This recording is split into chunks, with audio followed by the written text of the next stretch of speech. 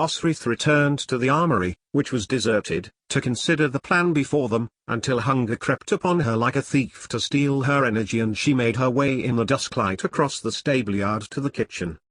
From beyond the kitchen garden wall Osrith heard Edra laughing, but trying not to laugh, and Ildub talking to her, which was making her laugh all the more. Glimri was making a stew for supper, and told her she could go to join Constantine and the lords in the hall. But Osrith shook her head, and told him she was too tired to be sociable, so he took her by the hand to the little annex beyond the kitchen and got her to sit down with her wooden bowl full of broth, before leaving and returning with bread, and some blankets. He had remembered her, then, Osrith thought, despite what must be very advanced years, and she marveled that Glimri could still do his job with crinkled eyes and a bent back. He had remembered where she used to sleep, too, and that she did not take meals with the royalty. And Osrith did sleep, and would probably have slept until morning had not an owl hooting in the blackness had made her stir. She got up, and found in the darkness a candle was still lighted within the lanthorn at the very center of the table. Fresh drawn water was in a jug beside it, along with more food, some which looked suspiciously like portions which could be taken on a journey, and Osrith's heart melted as she guessed the only person who would have thought of this, when she had not. Osrith had a lot to thank Seinit for. A drink, and a walk made Osrith feel better. She knew she should speak to Angus, if he were the Constantine's Morma for Strathclyde. Osrith knew little about Diffinwell, other than what Constantine had told her, that he was a petulant brat, or words to that effect. Yet, they were travelling to his kingdom to sail south. There must be a reason for that particular arrangement, rather than just riding south. It was quicker, of course, and would allow them to arrive to Deheubarth in a few days rather than several weeks, and meant no kingdoms would be crossed. But was that all? Knowing Constantine as she did, Osrith supposed not. Her walk took her past the throne room where 2 guards were standing, protecting the door. Light could be seen around the door frame, so Constantine must be meeting with lords, she gathered. Then, the door opened. Instinctively, Osrith pressed her back to the cold stone of the fortress wall, as Constantine stepped out, and then, behind him, Angus. Both men nodded to one another. Osrith could just see, into the dimly lit room, another figure. Eswi, perhaps? But her eye was drawn back to Constantine, and, when he turned and walked past her without recognition, Osrith waited, and then followed Angus. Phelim she knew, from Glenorchy. He was loyal to Constantine, so Osrith had a lot of faith that she could trust him, doing as she would be the king's business. But Angus? She did not remember him, and barely knew the connection between him and the crown of Strathclyde. But, he was Morma of that land, Constantine must trust him enough to give him the role of overseer of his laws. Which, if she were Diffinwell, would anger her. Diffinwell was Eochaid's son, and Eochaid, son of the last Briton in the throne of Strathclyde, had claimed Dumnota, a failed claim, even with the help of the wily Greogair. As the Britons in the Heptarchy disdained the Saxons and the Angles, the Britons, the Cymric nations, Strathclyde, Bitland, Rusht, although this kingdom was now obsolete, felt the same about the Gaels. It did not matter that Seinit mac Alpin married a Briton, and overthrew Drest. It did not matter that his descendants had held the territory and held it further against the Norse. To many Cymric the Gaels were pirates from over the sea who took their land, and still held it, and now made their authority over it. And from the few words Eswi had given to her, Diffinwell felt much the same, despite his father, Eochaid's own mother being Mac Alpin's own daughter. Diffinwell was as much Gael as Constantine was Pict. So she wanted to get the lie of the land. Heritage apart, what did Diffinwell want? Why were they going via Glashcut to take a boat to Deheubarth and to Highwell? There was more than the idea of easy passage to be considered here. Finan had once said that Tutid had remarked of King Alfred that, the bastard thinks. Therein the same epithet could be given to Constantine, for he was equally cunning, equally head-smart as the former king of the West Saxons. Osrith caught up with Angus as he got to a door that looked to have a bed behind it. She waited until the man, broad, and at least a head higher than her, turned to close the door. He did not start at her appearance behind him, but narrowed his eyes. "I am Osrith," she began, and the man straightened up in the doorframe and peered down at her. "Yes, Angus, I know who you are. We have met before. When I stood before Constantine, this morning," Osrith continued. "When you stood beside Domhnall's bastard of a Gaelish cousin outside the stable yard at Glen Orchy in only your slip, and ran when a load of drunk Cymry chased after ye both." But Osrith shook her head. "You must be mistaken, I have never owned a slip." Angus looked at her again, then drew a hand to his head. "Oh, now, wait, maybe it was when ye were up in the stable loft giving yon bastard a good scene too." Osrith rarely blushed, but she could feel the warmth spreading across her neck and face. "Ah yes, everyone kenned what ye had both been up to, very the next morning, was Prince Constantine." Angus chuckled. "And then ye left, sailed off somewhere, with others of Domhnall's men, and that bastard Grioghair." He looked down at her. When Osrith said nothing, Angus glanced at her, and then away for a moment, seeing her pink face. "I am sorry for that," he said, as silence fell between them. "I meant no offense." "None taken," Osrith shrugged. "Men hump, and brag about it to anyone who will listen. Why should women not hump and enjoy it?" Angus said nothing for a few moments, then breathed in sharply, and gave a brief nod. "Except there are more risks for women," she added, touching her stomach lightly, then folded her arms and gave Angus a steely look. "And ye are back. Constantine says you are to be trusted." "He said the same thing about you," Osrith embroidered. "He hadn't, in so many words. But, Osrith felt safe in the assumption that, if Constantine wanted her to go with 3 warriors to Glashku, that she could at least trust the basic premise that they were loyal to him. "If that is the case, then it is the most generous thing he has ever said about me in his life," Angus conceded. "What is it ye want, Bean?" Osrith told him. "And I am not a woman, I am a warrior." Angus threw back his head and laughed. "Not looking like that ye're not," Angus chortled, looking at her rounded stomach. "See ye have had ye're fun with Constantine again?" But Osrith folded her arms. "He is not the father of this child," she retorted. But Angus's face did not move from the triumphant grin on it. "Only ye can say, I suppose," he shrugged. "So what is it ye want from me?" "Information," Osrith said, baldly. Angus held open the door, and grinned an opportunist's grin at her. She folded her arms again. "Tomorrow. Before we leave.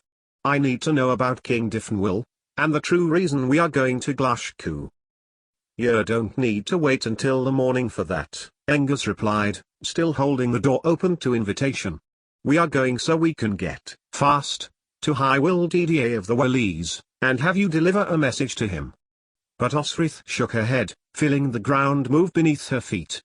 "Keep it together," she warned herself. "You are not a fading, knocked-up kitchen maid." "But why Glashku? We could go southeast, to Caeligwylid, or further down, into Cumbraland. Diffenwyl owns Tuamont, does he not?" "You know a great deal," Angus conceded. "So let me give you a bit of advice." "No, let me give you a bit of advice." Osrith shot back. "I may be younger than you, I may be a woman, but I have led men across battlefields, I have stood in shield walls, I have killed Norse and Danes, and 1 or 2 Saxons. I stood beside Domhnall when he killed Ivar," Angus finished for her. Osrith listened, and ran his words through her head. But they were not mocking her, no. Angus was repeating what he thought was fact, and perhaps betraying a little respect into the words. "I was 12, the Norseman was about to kill Domhnall. I just did what I could. And then Ivar fell. I don't remember much." "Few remember battles," Angus replied. "Those who claim to have never handled spear or axe or chain or sword."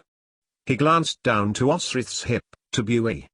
"I remember you had a sword, not that one, I do not think." Osrith shook her head as Angus continued, remembering Fed a sword. "I was there.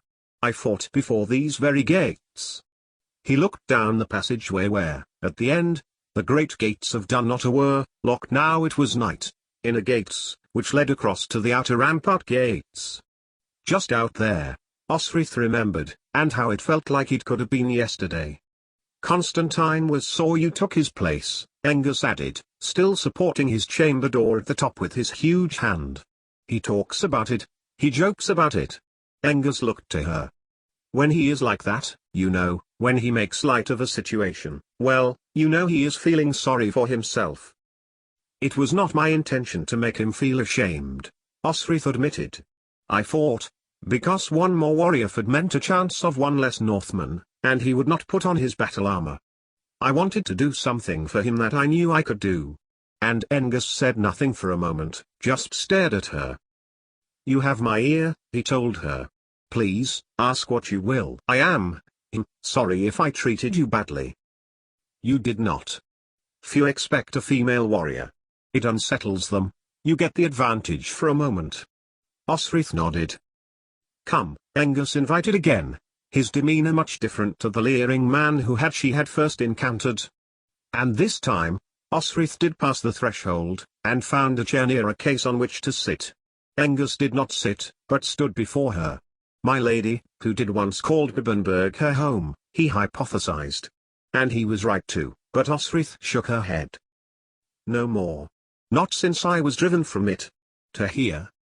To where I was given a home, with King, and his kin, and the servants who were always kind to me, even though I was a bastard say. But it was Angus's turn to shake his head this time.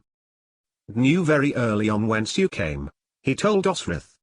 But you were lost, and vulnerable. Therefore valuable, Osrith interjected. Aye, Angus conceded. Valuable trade asset. But, bring you up in the Gaelish way, and more likely would you be willing to go to whatever marriage had been designed for you, than sell you back to Elfric for pennies.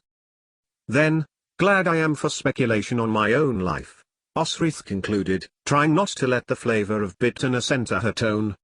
But the gamble did not pay off. I am unmarried, and lived for many years in Wessex. And nor will I ever marry, Osrith repeated in her head, the same words, the same phrase, since long ago. She meant it, even if she had agreed to a match with whoever Constantine meant when he said, his kin. From where you fled, and sought refuge in the place you thought of as home. I say that was successful. You are a Gael in your heart, not a Saxon. Angus was rubbing his chin. Not even a Briton. My mother was a Briton, Osrith replied. Dear Jaitha, Angus replied. Or, should I say, Gwaidhelth, last Cymric princess of the Hair-no-Led. And Osrith found, as she stared at the man, she was gripping the chair, her joints feeling strain as she held it. And you are her only child, Angus continued, as he looked at Osrith's face, with intense curiosity. No, Jaitha had another. My uncle forced her to marriage, my brother Wigger who holds Bibbenberg, in Northumbria. The words came from her mouth, but Osrith's mind was racing, and she did not see the look on Angus's face. He did not know that. He did not know that a second heir lived. Osrith, however, was thinking of the last memory she had of Jaitha, black-haired, pale face, lined, careworn, but always smiling at Osrith. She had sat in the throne room of Bibbenberg cradling her stomach, as Osrith cradled her own, but Jaitha, Gwaidhelth was more term, and she had gone into confinement with nuns from St. Abbs coming to tend her. And had come out wrapped in a shroud, Wigger, who Elfric had named, Utad, to fit in with the inheritance of Bibbenberg, in the arms of a wet nurse. Osrith had had no one to turn to, no one's arms into which she could bury her head. Bicca had gone. There were no other women, and Osrith had crept to the top of the chapel and watched her uncle's proceedings from there, the burial of her mother, the baptism of her infant brother. Perhaps that was why she was an unfeeling bitch who felt little when she fought, except for getting the job done. You knew my mother? The words slipped from Osrith's mouth as she looked at Angus, who stopped pacing and took a chair next to Osrith, still looking at her face. Yes, he told her, resting an elbow in his knee. Yes, I knew her. She was, well, much like you. The Briton part of you. They said Eochaid's father, Run, was the last Briton king of Strathclyde. He married Mac Alpin's daughter, who was Eochaid's mother. But your mother was Run's sister, much younger than he was. Gwyddolf grew up with the Ochade, inseparable. They were aunt and nephew, more like brother and sister. Angus shook his head. But she was sent very young, as a wife to the Lord of Bibbenberg, for his own wife had died in childbirth. Nearly broke Ochade's heart. And I remember her waving ... as the carriage went away ... I loved your mother, so very much, Angus confessed, looking away. How she was pleased to be carrying on the tradition of princesses and Bernish and Saxon princes. Like Oswy and Rhianmulth, Osrith whispered. Angus stepped towards her, and lowered his brow. Rhianmulth, he echoed. Yes, yes, he declared, his reply booming around the walls. Daughter of the son of Urien, betrayed by Morgan Bwlch on the eve of Catrach. But for this, the Britons would have driven the Saxons back into the sea ... if Prince Urien had been amongst them. Angus trailed off, and turned, as if his own thoughts were filling his mind and he needed a moment to himself. But Osrith had her own line of ideas now, and she went with the one uppermost in her memory. That is the point, is it not? She asked. Stabilize Strathclyde into an alliance, bring in Hywel and Flansinna ... or wait for the next Hugh Neil, who may be even more willing to fight with Constantine. That is what he means about subduing the Saxons and the Angles? Angus turned back and gave Osrith a grave look. Were that everything, Angus said, grimly. Dyfnwal seeks to ally with the Norse in the Western Isles, the king believes that he is trying to form enough of an army to mount an uprising. Angus looked at his arm as Osrith placed a hand on it. Will he listen? Osrith wondered. He is petulant, Angus replied, taking Osrith's hand off his arm and putting it into her lap. I wouldn't trust him, but Constantine has. He is Eochaid's son. To any Cymric, the Gaels are the invaders, pushing themselves into power, now claiming they rule over an entire land called Alba, with Strathclyde within it. Angus sighed. Henoled, the Old North, is the original kingdom for all Cymric, and though they have nothing now, not even their original homeland, all Britons have a collective memory of the land told in song and story to the next generation. Constantine clever, he is wise to let Dyfnwal still rule. But he is not a Morma. He is king. He bent the knee to Constantine. Angus got to his feet. And we were happy when it was just us and the Pitlanders to fight. The Gaels hold that we did not do enough to convert them and it took their own Comsil to do it. And who do the Picts hate? Osrith asked. Us, the Strathclydian Cymric, for they claim they were happy with their old gods. And that there was a feud that could not be won against the Angles because of Urien's death, although their king ordered it. Angus sighed.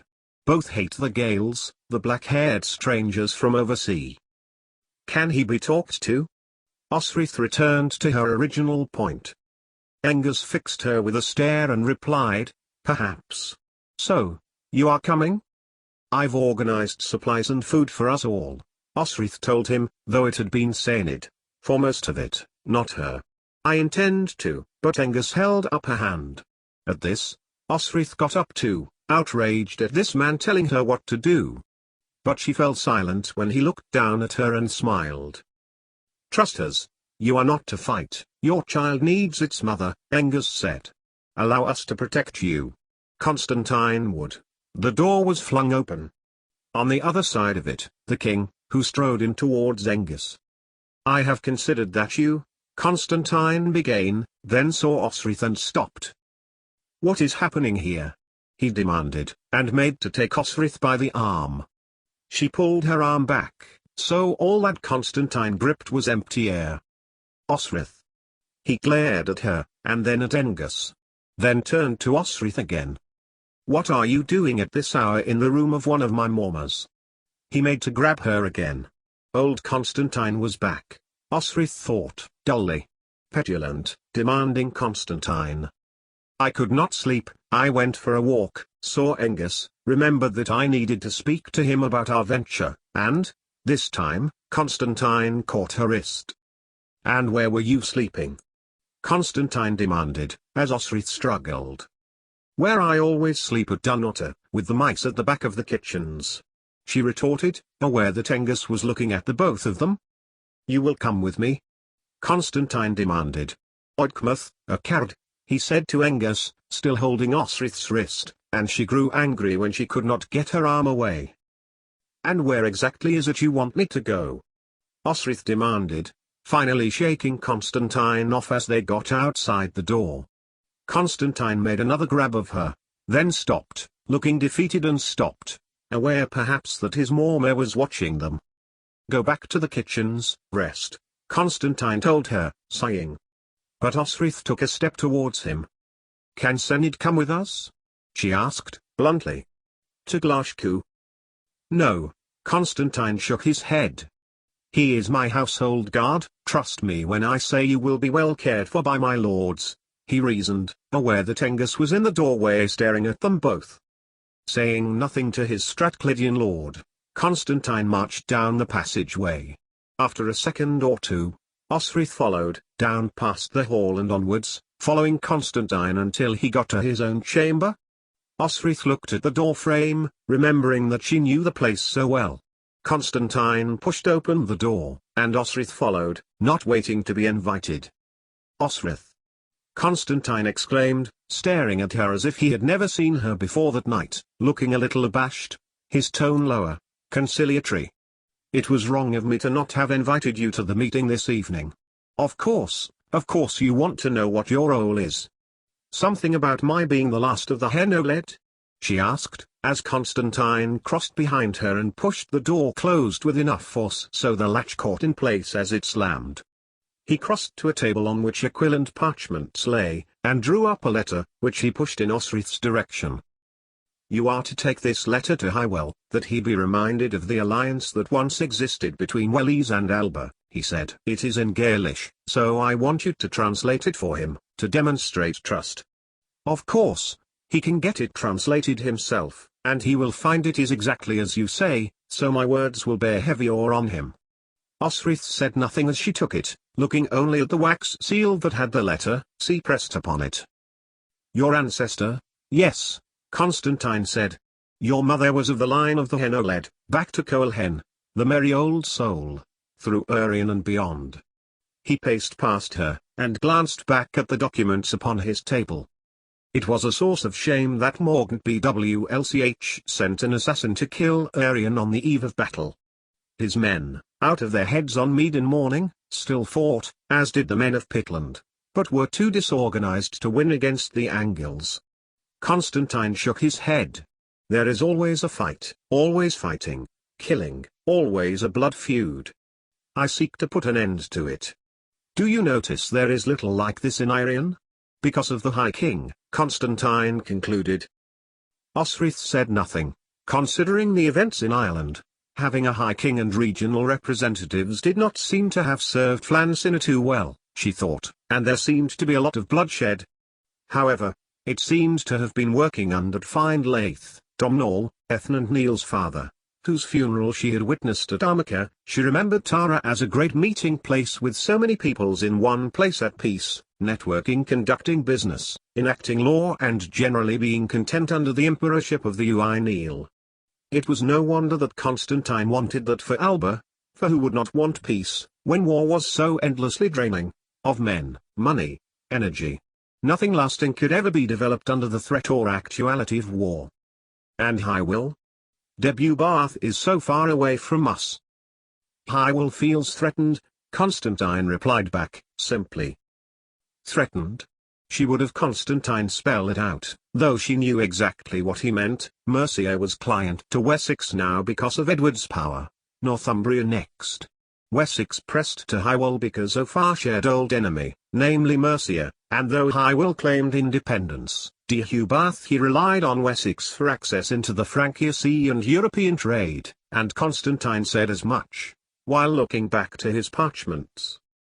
Can I trust the men? Osrith asked him. I would be happier if Sainid was with me. Or else I can go alone. Constantine gave her a look, narrowing his eyes, and then sat down on the bed Osrith knew so well, patting a place beside him. Osrith did not move, and he did not insist. You are not strong enough to go alone. Constantine explained, and for my plan to succeed, the game is planned far ahead. I would have sent you alone, but I did not count on ... a child. He nodded his head to Osrith. I need Britons, all Britons, to be assured of my alliance, and theirs for me. High Will Didier is a closed man, he can afford to be. No burst does he need, for he has mountains and valleys, as do I, particularly in our ancient lands, dull rioter, and many sea currents in the islands that only men who were brought up to them know their ways. Mountains and valleys mean most offensives fail, your ancestor Ecgfrith found that out, at Nictonsmere. Osrith nodded. She knew the stories of her Saxon ancestors from Boca almost as well as she knew the stories her mother told her, when Jaitha had crept illicitly into Osrith's room, of her Old North ancestors, although she had thought them to be carefree, soothing bedtime stories then. So High Will can afford to be choosy, Constantine continued. I need to send him something that will help change his mind. And what is that? Osrith asked. You. There is one thing that will turn High Will's head is your ancestry. Ovsht, they are the origin of Cymric and Welles. If you bring my message, it will add weight to my cause. Osrith nodded, regretting the offer of a seat now, for she felt tired, and sleep was beginning to nag her eyes. But she would not let Constantine hump her, that night, or any, and sitting by him would encourage old habits between them. And your brother, at Bibbenberg, Constantine continued. Osrith's breath caught in her throat before she realized he meant Wicca. I need a bulwark to the Saxons. When their Ormers next meet, I plan to invite him to Dunnottar, make him an honorary Mormor, so to speak. If you want him, Osrith advised, you need to give him a good reason to join you. Like Elfric, I do not believe his heart is in a fight. He sees Bibbenberg as a home to return to after traveling overseas. Good, good. Constantine nodded, so presumably he will not object to Scots guarding the place. I am sure he will, Osrith said to herself, for the natural enemies of the Bernicians are the Scots. And I hope he does spend time away, Constantine added, with a chuckle. An absent lord makes claiming the disputed lands to the wall a much easier prospect. She could stand no longer, and Osrith paced to Constantine and belatedly took up the offer of rest. Constantine did not move, save to look at her shirt, given to her by Miralyn Mercia loose over her trousers, outlining her huge sleeves which she had tied back. Why do you hate Utad so? Constantine asked. You left your home to go to find him. I did, Osrith agreed. I did find him. And ... we did not get on, Osrith replied, laconically. Oh? It was no good prevaricating, so Osrith pressed on. We tore pieces out of each other. Most of the money I brought to you was his, or at least, he was the latest owner, and of course that did not go down well. I did not try hard enough.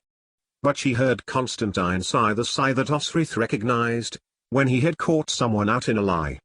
Osrith had not lied. But the truth was hard to encapsulate in words. No, it is more than that, Constantine said. And Osrith stared at him, then got up. In the candlelight, she turned away from him and began to undress, unfolding her sleeves first to loose her shirt, then pulling it off, so she was standing with her damaged back towards Constantine. Then, she pulled off her breeches, so Constantine could see her thighs, beaten and scarred, before turning, and showing the whole of herself, distended stomach, deep scars to her abdomen and chest, and down her neck, her breasts out in front of her, now large with pregnancy, with protruding, tender nipples, dark and wide. Not her breasts, Osrith thought. Not her body. There was silence, but even looking away from Constantine she could tell she is looking upon her. I have seen your body since you came back from Wessex, just before Domhnall died, Constantine said, grimly. This has happened recently. No, you haven't, Osrith retorted, as she watched Constantine's eyes roam over her body again. You have taken my body, you have touched me, fondled me, felt me, ridden me, given me pleasure, given me pain, but you have not seen the damage done from a calculated, considered attack. Who? Constantine demanded, sharply. look of deep fury bedding into his features. "Utered," Osrith said simply. And she dipped to collect her clothes, but stopped when she saw Constantine's expression. "What did he do?" "This." Osrith waved a hand over her form. "He gave me to a monster of a man to do with me what he willed, and that man did what he willed," she said, simply. "But, it is long past. I no longer wish to murder Utered. I do. No man should border me who has such little regard for a person." But Osrith shook her head. "But if I deny him Bibbenberg, he would be living a life worse than death to him. Wigger does not have the will. I need another plan." She made to dress, but Constantine got to his feet, taking her clothes from her hand, then leading her to his bed. He had changed. Now, he was tender, his petulant streak gone. "Sleep here," Constantine said, and opened the sheets and blankets. When Osrith did not move, he gently pressed her shoulder, and she was aware of his cool fingers in her skin. "Sit," he encouraged. "No." Osrith protested silently, thinking Constantine was about to join her, and for a moment, wanted to hold his hand and have him curl her into his arm, and she took her shoulder away from his grasp. I was too much pregnancy. Osrith knew, she had seen a vixen, whose fox had been hunted, and with cubs had coerced another male to act as their father. The fox had, too, and had brought back food for his adoptive cubs. She now understood what Ethelfled must have felt, pregnant and captured by the Thurgilsons. Osrith touched the jewel in her hair, like Finan, Ethliad was lost to her, and Eric was in her full sight. "Rest, Osrith," Constantine said, softly, letting her swing herself into his bed. Mary was always tired when she was halfway with child. And Osrith remembered that he had gone through it all before. She watched, with half-open eyes as Constantine made his way to the door, before calling to him. "Can you sit by me?" she asked. The steps stopped. Constantine turned and moved back towards her, his body stiff from the restraint he was showing, for she was naked and it was clear to Osrith that he wanted her still. Instead, Constantine waited for Osrith to lie down as he reached for her hand. Osrith curled her own around his, and closed her eyes, resting her head on his arm. "You test me, Osrith," he sighed, when he considered Osrith to be asleep. "Every day, since you came to Dunter, you have tested me." Then he prized his hand from hers, and slipped from the room.